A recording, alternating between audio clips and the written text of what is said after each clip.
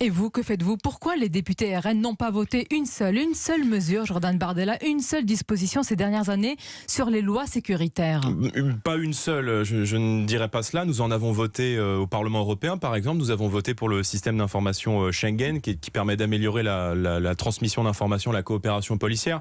Maintenant, les projets de loi qui ont été votés par le Parlement, par la majorité d'Emmanuel Macron, parce qu'ils sont totalement inefficaces. Et encore une fois, l'actualité démontre que toutes les mesures sécuritaires qui ont été prises par Emmanuel Macron étaient des mesures de politesse, soit pour les délinquants, pour les criminels ou même pour les terroristes. Mais attendez, je ne comprends pas. Est-ce que vous pouvez nous expliquer comment peut-on dénoncer la barbarie comme vous le faites et ne pas voter une loi renforçant la sécurité et la lutte contre le terrorisme islamiste, comme celle d'octobre 2017 par exemple? Qui ont été votées ne renforcent pas la sécurité contre le terrorisme islamiste. On parle du projet de loi de Monsieur Collomb. Ce projet de loi, il est totalement inefficace. Il s'agissait de transposer dans le droit commun des dispositifs qui étaient ceux de l'état d'urgence. En réalité, ça affaiblissait consciemment les moyens qu'on donnait à la police et à l'autorité judiciaire. Il s'agissait par exemple de permettre d'assigner à résidence, non pas à résidence un fichier S radicalisé, mais assigné à l'échelle de la commune.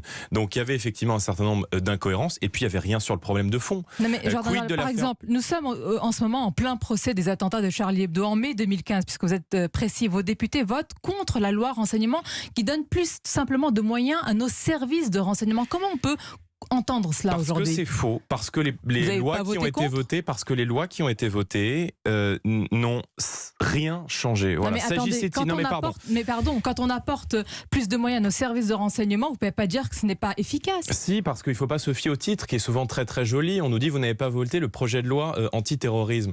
S'agissait-il de fermer toutes les mosquées radicales, les mosquées salafistes définitivement dans notre pays? Non. S'agissait-il d'expulser les fichiers S de nationalité étrangère qui sont des gens 241 lieux fermés depuis 2018, dont des lieux de culte, des établissements associatifs, des écoles coraniques. Ça ne va peut-être pas assez vite, mais attendez, ne soyez pas caricatural. Non, mais je ne suis pas caricatural.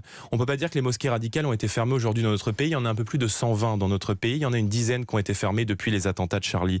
S'agissait-il de dissoudre les associations salafistes, les associations politico-religieuses comme l'UOF qui prêchent la haine de l'Occident, qui prêchent la haine de la France dans un certain nombre de mosquées? Non.